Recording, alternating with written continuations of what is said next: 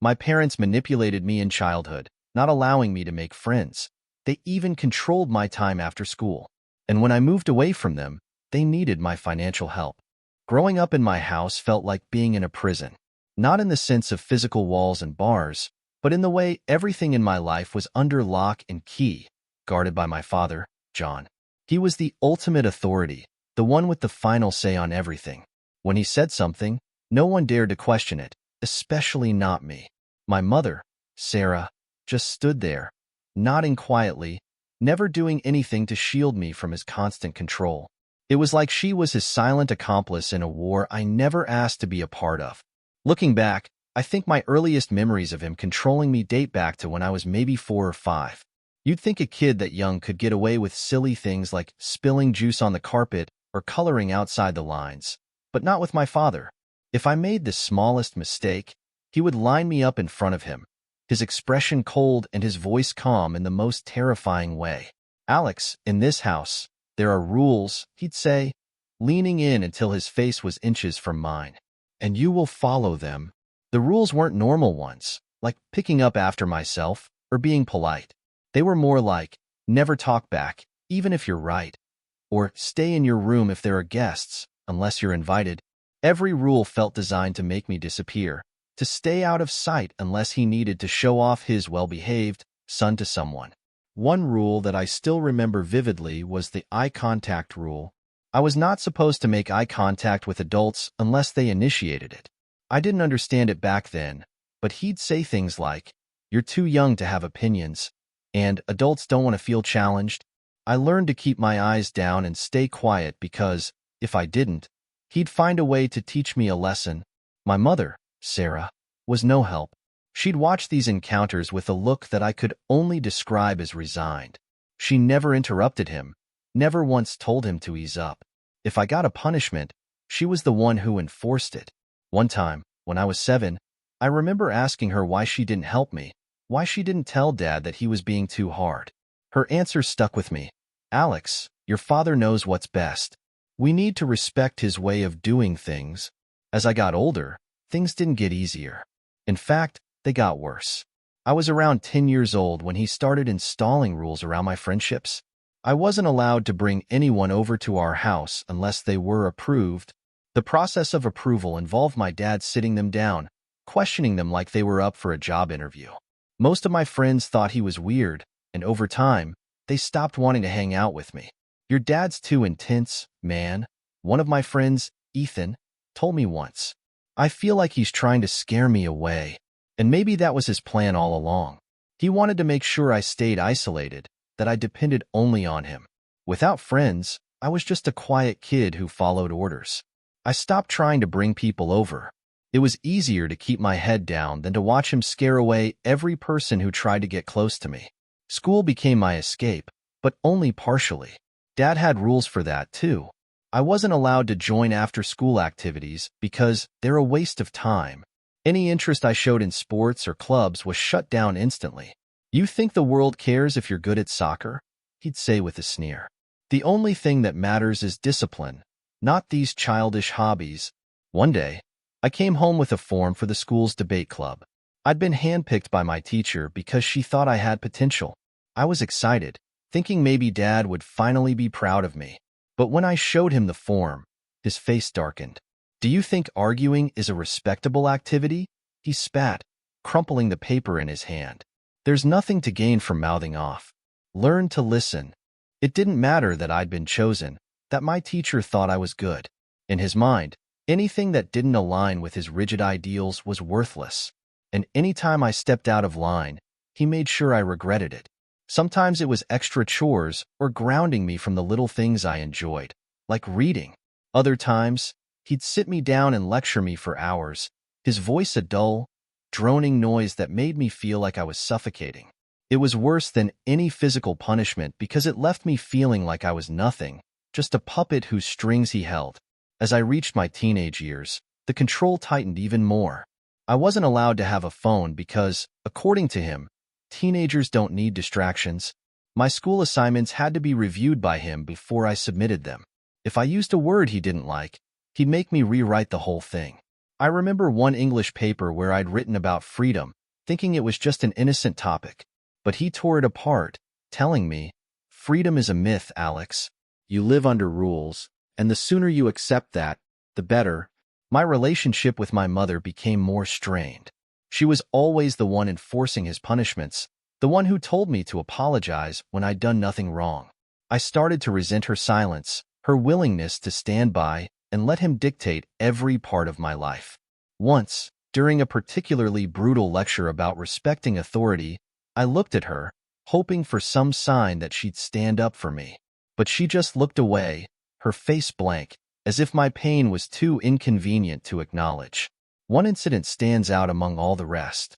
I was 15, and I'd saved up some money from doing yard work for a neighbor. I wanted to buy a book, just a simple novel, something to escape into. When Dad found out, he was livid. "You don't need that nonsense," he said, his voice low and dangerous. "If you have money to spend, you give it to this family. We don't waste resources on selfish whims." I tried to argue, which was rare for me. "It's my money. I earned it," I said, my voice barely a whisper, but the words felt like a rebellion. His eyes flashed with anger, and in an instant, he snatched the money from my hand, crumpling the bills in his fist. "You think you have rights in this house?" he snarled. "As long as you live under my roof, you follow my rules." That night, I lay awake, staring at the ceiling, a knot of anger and helplessness tightening in my chest. For the first time, I started to feel a deep, burning resentment toward him, and even toward my mother for letting him treat me this way. I realized that they didn't see me as a person with my own thoughts and desires. To them, I was just an extension of their will, a shadow with no substance. As I got older, I learned to mask my emotions, to play the obedient son while keeping my true self buried deep inside. It was like living a double life. I became an expert at hiding my feelings, keeping everything bottled up, because I knew that any sign of rebellion would be crushed. I learned to give short, polite answers, to never express an opinion that might be seen as challenging. My father saw this as obedience, but to me, it was survival. But the anger never went away. It simmered beneath the surface, a quiet defiance that I knew I'd one day let out. I didn't know when or how, but I promised myself that one day, I'd escape his control, even if it meant breaking every rule he'd ever set for me. Until then, I played the role he wanted, all the while dreaming of the day I could finally be free. By the time I was 16, the suffocation in my house had become unbearable. I was trapped in a cycle of obedience, every move monitored, every penny earned taken from me. But something had changed within me. I couldn't ignore the burning need to carve out even a small part of the world where I had some control. I wanted out. Even if I couldn't escape physically yet, I could at least try to find a piece of independence. One day at school, I saw a notice on the bulletin board for part-time positions at a local convenience store, Melsmart. It was just a small place off the main road. Nothing special, but to me, it was a beacon of hope. I could work there, earn my own money, and maybe, just maybe, start planning my escape. When I told my father, he just grunted, barely looking up from his newspaper. "Don't expect to keep anything you make," he said flatly, folding the paper with an air of finality. "You still live under my roof, and that means you contribute to this family." I knew arguing was pointless, but I was still determined. I had my mind set on that job, and if I had to give him my wages, then so be it. Maybe I could save a little on the side. He'd never know. So, I filled out the application and dropped it off at Mel's Mart the next day. A week later, they called me back, offering me a weekend shift. I was thrilled. It was the first time anyone had ever trusted me with something on my own. My first day at Mel's was more exciting than I expected. Mel himself was an older guy, in his late 50s maybe, with graying hair and a slight limp from an old injury he rarely talked about. He had a way of making everyone feel comfortable, cracking jokes and handing out advice to the neighborhood regulars who popped in for groceries and snacks. I quickly grew to like him, mostly because he was the first adult I'd met who didn't seem to want anything from me. There was also Jess, a college student who worked part-time and showed me the ropes. She was funny, blunt, and probably the first person I ever met who actually encouraged me to think for myself. When I told her about my dad's rule of taking all my earnings, She looked at me with a mixture of pity and disbelief. That's messed up, Alex. You're working for your own money. He shouldn't be taking it. I shrugged, feeling embarrassed but also strangely validated. No one had ever said it was wrong before. It's just how it is at home, I mumbled, not wanting to get into it, but Jess didn't let it go easily. Look, I'm not telling you to break any rules, but you've got to start looking out for yourself. No one else will. Trust me. Her words stuck with me, echoing in my head every time I handed over my paycheck to my dad without a word.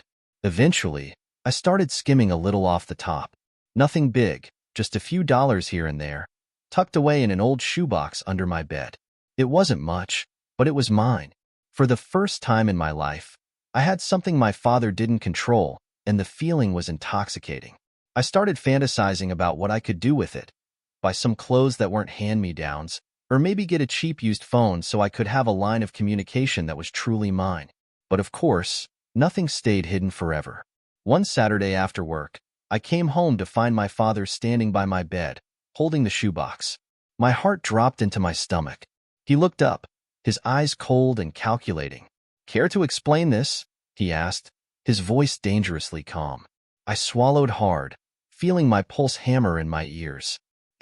It's just a little extra I kept from work," I stammered, knowing it was pointless to lie. He didn't raise his voice, didn't even flinch. Instead, he opened the box and started counting the crumpled bills. When he was done, he set it down and looked at me with a smirk. "So, you think you're above contributing to this family? Keeping secrets now?" I tried to explain, to tell him that I just wanted a little money to call my own, but he cut me off with a wave of his hand. "You'll hand over every penny from now on. No excuses." With that, he took the box and walked out, leaving me standing there, feeling hollow and betrayed. That night, I lay awake, seething with anger. I had never felt so powerless, but as I stared at the ceiling, a new determination took hold. I couldn't let him control every part of my life forever. I had to find a way out, no matter what. Over the next few weeks, I poured myself into my job at Mel's Mart, working extra hours whenever I could. I'd give my dad the full paycheck, but Mel, bless his heart, noticed something was off. One evening, after the store had closed, he called me into his office and asked me about it. I hesitated at first, unsure if I should tell him the truth, but something in his kind, weathered face made me feel safe. "Mel, my dad takes all my money," I admitted, looking down at my hands. "He says it's for the family, but he doesn't even let me keep $1 for myself." Mel listened quietly, nodding as he processed my words. Then he leaned forward, his eyes gentle but serious. "Alex, you're a good kid, and I've seen how hard you work. Here's what we'll do." He handed me an envelope, and I opened it to find $50 inside. "Keep this. It's yours. I'll pay you a little extra on the side, just between you and me. No one else has to know." I stared at the money, feeling a mix of gratitude and fear. It was the first time someone had truly helped me without asking for anything in return. I slipped the money into my pocket, mumbling a quiet, "Thank you, Mel." It was a small victory, but it felt like I'd finally gained a foothold in my fight for freedom. With that extra cash, I was able to save up bit by bit, stashing it away in places my dad would never think to look. Over time, I managed to get a cheap, second-hand phone from Jess, who helped me set it up in secret. It wasn't much, just a beat-up old thing that barely worked, but it was a lifeline to a world outside my father's reach. Having that phone felt like the ultimate rebellion. I'd stay up late at night, texting Jess and a few friends from school, feeling like I was finally living a life that was mine, even if only in small stolen moments. Jess became my confidant, my rock, and though we never talked about it openly, I think she knew how much her friendship meant to me. But the high didn't last. One evening, my dad found the phone hidden under my mattress. The rage in his eyes was unlike anything I'd ever seen. "So this is what you've been doing," he shouted, holding the phone up like it was proof of some unforgivable crime. "Sneaking around, lying to me? After everything I've done for you?" I didn't know what to say. He smashed the phone on the ground, shattering it into pieces, and I felt a piece of myself break along with it. The yelling went on for hours, with him calling me ungrateful, disrespectful, even selfish. By the time he was done, I felt stripped of everything, raw and exposed. He took the money I'd been hiding, the little I had managed to save up, and left me with nothing. That night, I lay in bed, numb with despair. I realized then that no matter what I did, as long as I lived under his roof, I'd never have a life of my own. But instead of crushing my spirit, the realization only fueled my resolve. I had to leave, to break free from his grip, even if it meant starting from scratch. When I turned 18, there was a single thought that took over every part of my mind. I had to get out. For years, I'd been planning, biding my time, waiting until I was legally old enough to leave without my father's permission. Now, with that day finally here, it felt like I'd been handed a key to freedom. But even with that key in hand, leaving wasn't easy. The morning I decided to go, I packed what little I had, a few clothes, a notebook I'd kept hidden under the floorboards, and the last of the money Mel had given me over the past few months. It wasn't much, but it was mine. I made it to the door without making a sound, but just as I reached for the handle, I heard my father's voice behind me. "Where do you think you're going?" I turned to see him standing in the hallway, arms crossed, his face twisted with an expression I knew all too well. My mother, Sarah, was hovering behind him, looking between us with wide, nervous eyes. She looked like she wanted to speak, but didn't dare. "I'm leaving," I said, my voice steadier than I felt. "I'm 18 now. I can do what I want." He scoffed, shaking his head. "Do what you want? And where do you think you're going to go? You have no money, no plan. You'd be back here in a week, begging to come home." My chest tightened, but I held my ground. I'd rather struggle on my own than stay here another day. For the first time, I saw a flash of something like fear in his eyes, but he quickly masked it with anger. "You're throwing away everything we've done for you. After all the sacrifices we made, this is how you repay us." I felt a pang of guilt, but then I remembered all the times he'd made me feel small, worthless. Sacrifices? You mean controlling every part of my life? I retorted. "I'm done being your puppet." Before he could respond, I opened the door and stepped out, ignoring his shouts and my mother's pleading voice.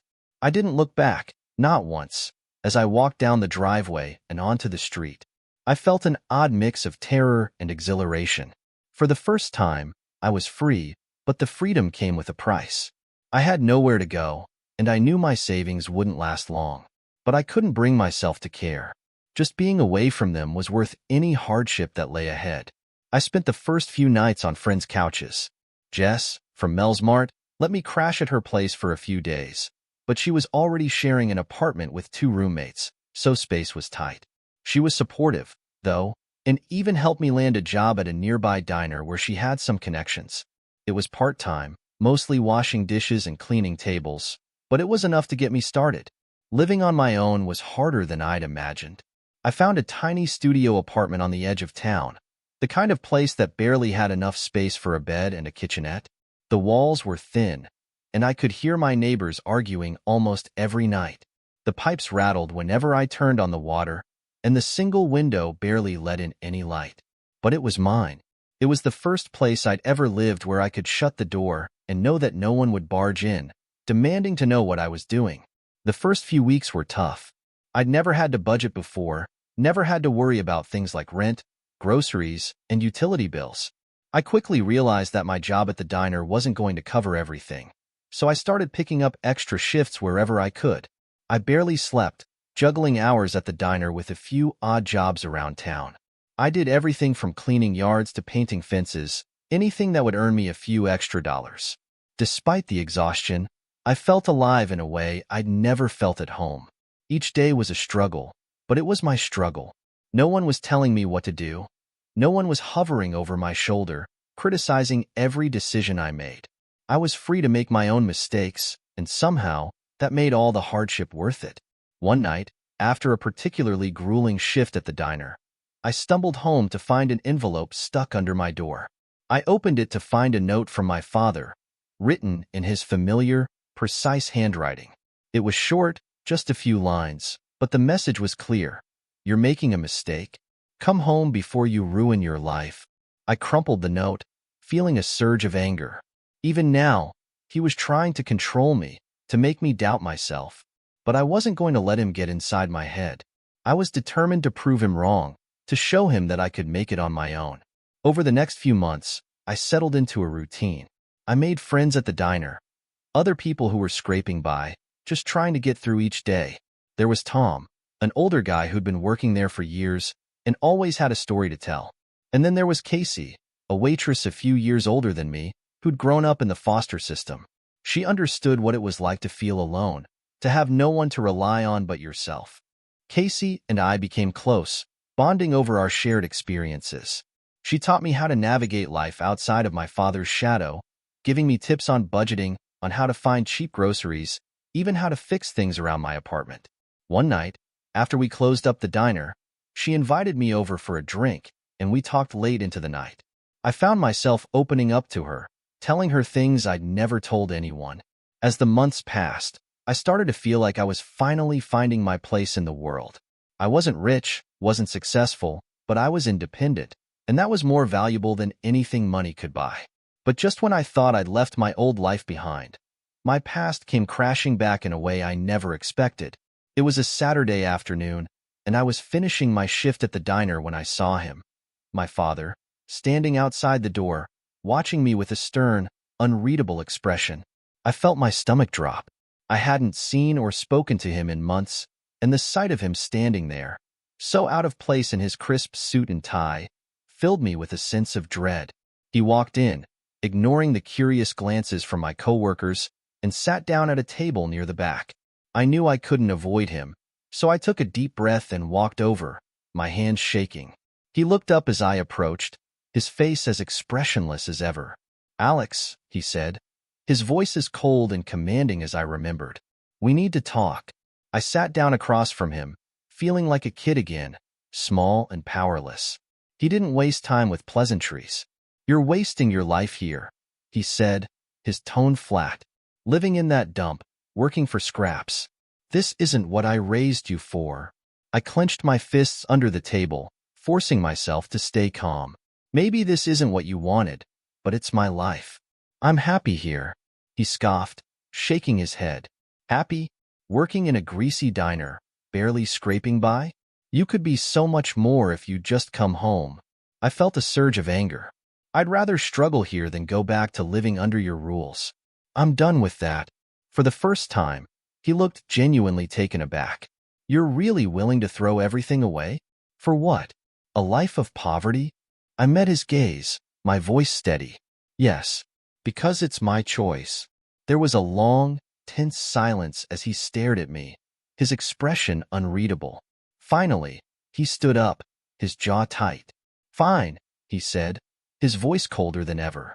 "But don't come crawling back when you realize you've made a mistake."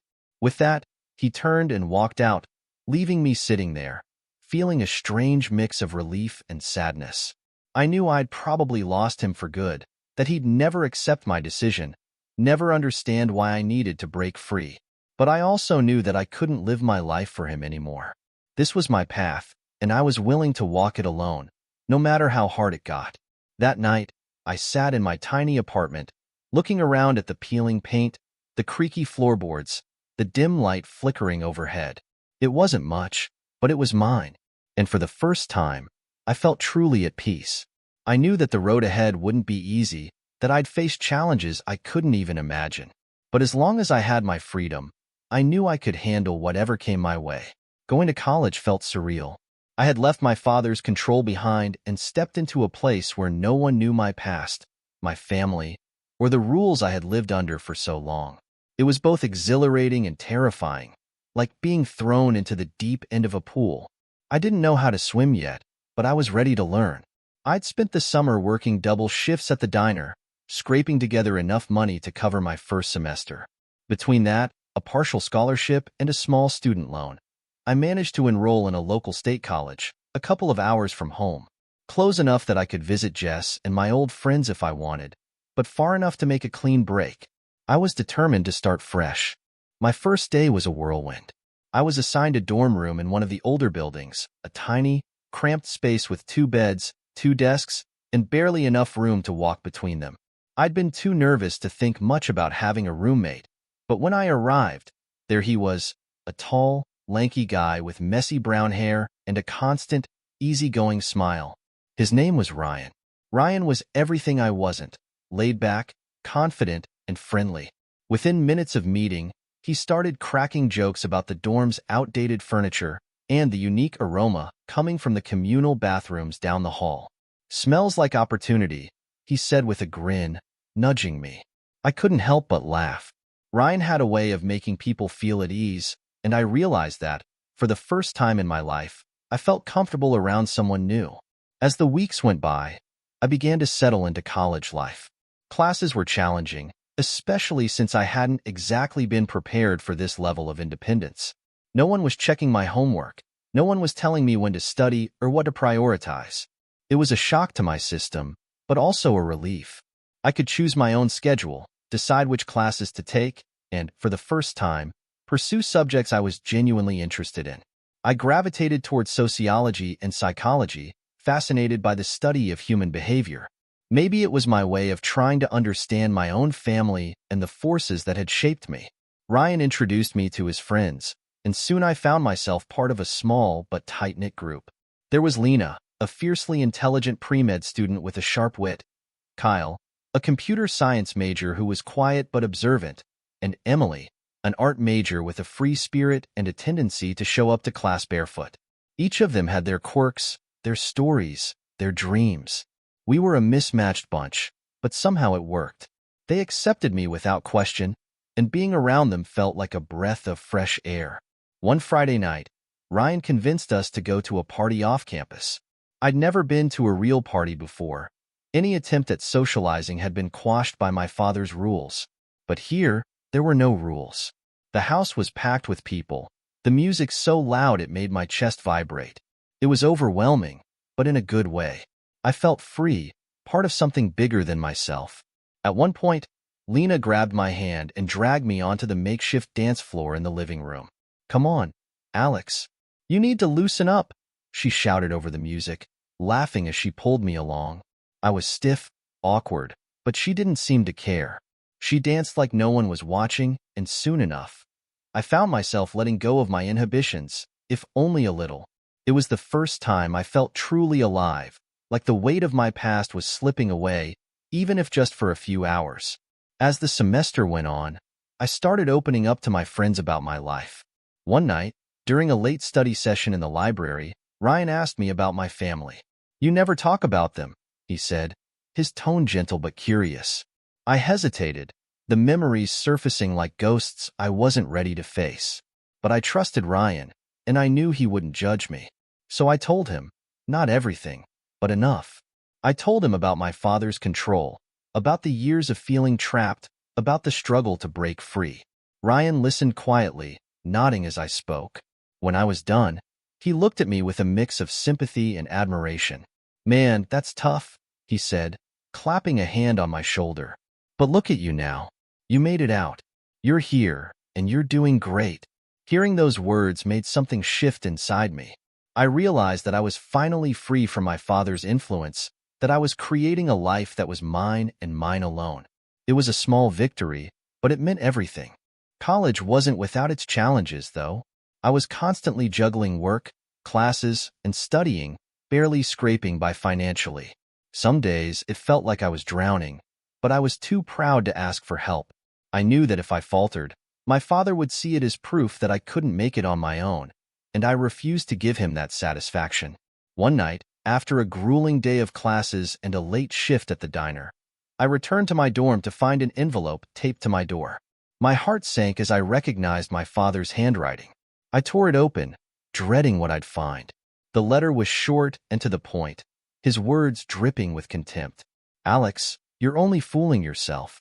This life you've chosen is beneath you, and it's only a matter of time before you realize your mistake. Come home, where you belong." I crumpled the letter, feeling a surge of anger. Even from miles away, he was trying to pull me back, to make me doubt myself. But I wouldn't let him win. I threw the letter in the trash, a symbolic act that felt like cutting the last thread tying me to my old life. That weekend, I took my friends to a small lake an hour's drive from campus. It was a hidden gem I'd found while exploring one day, a quiet spot where the world seemed to pause. We spent the day swimming, laughing, and sharing stories around a small bonfire we built on the shore. For the first time, I felt a sense of belonging, a sense of peace that I'd never known before. As I sat by the fire, watching the flames dance, I realized that I was finally free. I had a future that was mine to shape, friendships that were real and untainted by my father's shadow. I was building a life that was filled with choice, with love, with moments that mattered. And I knew that, no matter what challenges lay ahead, I would face them with the strength I'd found within myself. For the first time in my life, I was truly alive, and nothing could take that away from me. I was finally starting to find my place in the world, but I should have known it wouldn't last without some interference from my family. It started with a phone call late one evening. I was in my dorm, half asleep after a long day of classes, when my phone buzzed. Seeing Dad flash on the screen was enough to make my stomach twist. I hadn't heard from him in months, and I'd hoped it would stay that way. Against my better judgment, I picked up. "Alex," my father's voice came through, rougher than I remembered. There was no warmth, no greeting. He just launched right in.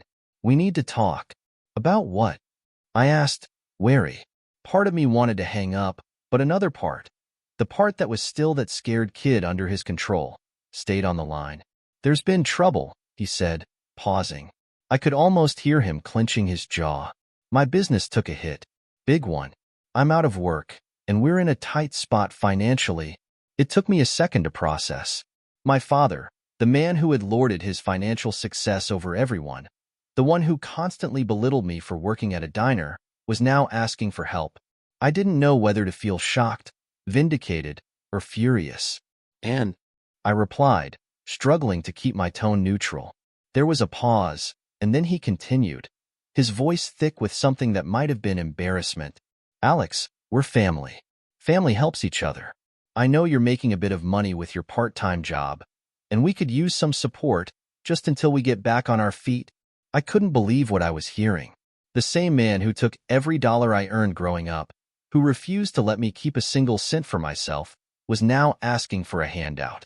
And his tone, he wasn't really asking. He was implying that it was my duty. "I'm barely scraping by myself," I told him, anger flaring up. "You know that. Don't give me that," he snapped, his voice hardening. "We gave you everything growing up. A roof, food, a decent life. You owe us." I felt my jaw clench. "A decent life? You controlled every part of my life and took every cent I earned. Now you want more?" Silence on the other end. Then, in a low, dangerous tone, he said, "Alex, I'm not asking for much. Just a little help, out of respect for your family. Your mother and I worked hard for you. It's the least you could do." Before I could respond, he hung up, leaving me sitting there, stunned. It was classic John, twisting the situation to make me feel like I was in the wrong, like I was ungrateful. But I was no longer that kid who cowered under his gaze. I'd built a life without him, and I wasn't going to let him pull me back into his web. Over the next few weeks, I tried to push the conversation out of my mind, focusing on school, my friends, anything that kept me moving forward. But then the calls started coming more frequently. My mother even reached out, her voice shaky as she spoke of the hard times they were facing, the stress it was putting on their marriage. She'd never been much of a protector, but now she was playing the role of the worried, supportive parent, trying to make me feel guilty for their situation. "Alex, please," she'd say. "Your father's pride is hurt, and he won't ask anyone else. You're the only one he can rely on." It was a clever move, playing on my emotions, but I knew better now. I'd spent years learning to stand on my own, and I wasn't about to let them drag me back. Still, they kept calling, wearing me down little by little, until one night, I found myself seriously considering it. Maybe I could spare a little, not much, just enough to ease their burdens. After all, they were my parents. No matter how twisted our history was, part of me couldn't shake the sense of duty they drilled into me. I called Ryan for advice, knowing he'd give me a clear-headed perspective. He listened quietly as I explained the situation, then sighed. "Alex, I know this is tough, but you need to think about what's best for you. They had their chance to support you, to treat you with respect. They didn't. And now they're trying to manipulate you into fixing their problems. You owe them nothing." Hearing it from him was like a slap of cold water. He was right. My parents weren't just asking for help. They were trying to pull me back under their control, using guilt and obligation as their weapons. I decided then and there that I wouldn't give them a cent. I'd done enough. But things didn't end there. When I didn't respond to their requests, the messages became more desperate, more aggressive. My father started leaving long, angry voicemails, accusing me of abandoning the family, of being selfish. He even threatened to disown me, as if he hadn't already pushed me away years ago. And then, one evening, I received a message from an unknown number. It was from my cousin, Leah, someone I hadn't spoken to in years. She told me that my father had been calling the extended family, telling them I was turning my back on my responsibilities, that I was letting my parents suffer while I lived a comfortable life at college. The manipulation was textbook John. He was painting me as the villain, using our relatives to shame me into submission. Leah, though, saw through it. She knew my father well enough to know that he was twisting the truth. "I just thought you should know, Alex," she said. "They're trying to make you feel guilty, but everyone who knows them understands what they're really like. Don't let them drag you down." Her words gave me a sense of relief, but also anger. It wasn't enough for my parents to hound me. They were trying to drag my reputation through the mud, to turn my family against me. Over the next few months, the calls and messages continued, but I held firm. Every time I felt myself wavering, I reminded myself of all the years I'd spent under their thumb, of the life I was finally building for myself. I didn't owe them anything, no matter what they tried to make me believe. Then, one night, there was a knock on my apartment door. I wasn't expecting anyone, so I hesitated, peering through the peephole. My heart sank when I saw them. My parents, standing there, looking out of place in their worn coats and stiff expressions. I opened the door a crack, bracing myself. "What are you doing here?" "We need to talk," my mother said, her voice soft but insistent. There was a desperation in her eyes, and for a moment, I almost felt sorry for her. Almost. I stepped aside, letting them in, if only because I didn't want to cause a scene in the hallway. They sat on the couch, looking around my small apartment with barely concealed disdain. "Nice place," my father muttered, his tone dripping with sarcasm. I ignored the jab, crossing my arms as I waited for them to explain. My mother cleared her throat, glancing nervously at my father before speaking. "Alex, honey, we're in trouble. The debt it's a lot. We're going to lose the house." I felt a pang of sympathy, but I reminded myself of all the times they'd manipulated me, used me as a pawn. I couldn't let myself get pulled in. "I'm sorry," I said, keeping my voice steady. "But I can't help you." My father's face twisted in anger. "Can't or won't," he snapped. "You'd really let your own parents suffer after everything we've done for you?" I felt my hands clench at my sides, but I forced myself to stay calm. "Everything you've done for me?" I repeated, my voice barely above a whisper. "You controlled every part of my life. You took every cent I earned. And now you want me to bail you out." My mother's eyes filled with tears, but I couldn't tell if they were genuine or just another attempt to manipulate me. "Alex, we're your parents. Family takes care of each other." I shook my head, feeling a strange sense of clarity. Maybe that's true for some families, but not for us. I've done enough. I'm not going to let you drag me down. They left in silence, my father's face red with anger, my mother's eyes hollow with disappointment. I watched them go, feeling a mix of relief and sadness. I knew that, in their eyes, I was the villain, the ungrateful son who refused to honor his family duty. But I also knew that I had made the right choice. Over the next few weeks, I heard through Leah that they had lost the house, that they were struggling more than ever. Part of me felt guilty, but I reminded myself that I hadn't caused their problems. They had made their choices, and now they were facing the consequences. For the first time in my life, I felt truly free, not just from my father's control, but from the weight of his expectations. I was no longer bound by their demands, no longer trapped in a web of guilt and obligation. I was finally living my life on my own terms, And I knew that, whatever challenges lay ahead, I would face them with strength and independence. After my parents left my apartment that day, I knew their demands wouldn't stop. They'd lost their house, their money, and now they were desperate enough to push until I caved. But I was finished letting them control my life. I refused to let their guilt tactics and threats pull me back into the cycle of manipulation I'd fought so hard to escape. As expected, they continued to call and message, their words alternating between pleas for family loyalty and accusations of me being ungrateful and heartless. At first, I tried ignoring the messages, hoping they'd eventually give up. But their attempts only intensified. My father even began showing up near my workplace, and my friends mentioned seeing him around campus, as though he were waiting for me. It wasn't just unsettling. It felt like an invasion. For the first time, I truly understood what it was like to feel stalked, cornered. One night, after seeing his figure in the distance as I was walking back to my dorm, I made a decision. I couldn't keep living in fear, couldn't let them re-enter my life like a shadow I could never shake. I had to make it clear that there were boundaries they could not cross, legally, if necessary. The next morning, I went to the courthouse to begin the process of filing for a restraining order. I felt sick to my stomach as I waited to speak with a clerk, anxiety twisting inside me.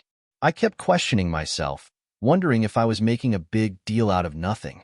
But the memories of years under my father's thumb, the control, the emotional manipulation, the lost years, pushed me forward. I couldn't let them do this to me again.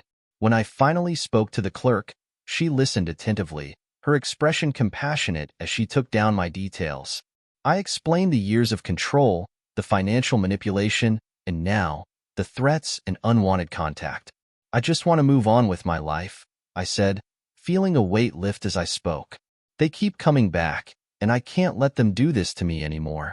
After submitting the necessary paperwork, I waited nervously for my court date.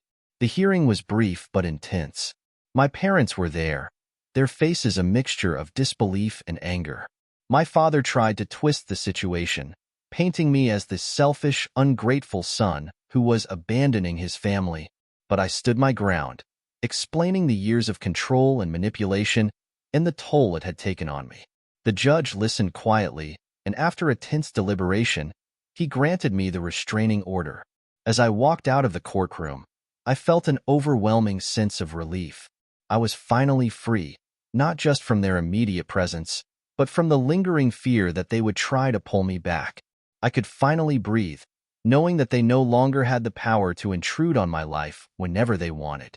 After that day, I threw myself into building my own life with a renewed sense of determination.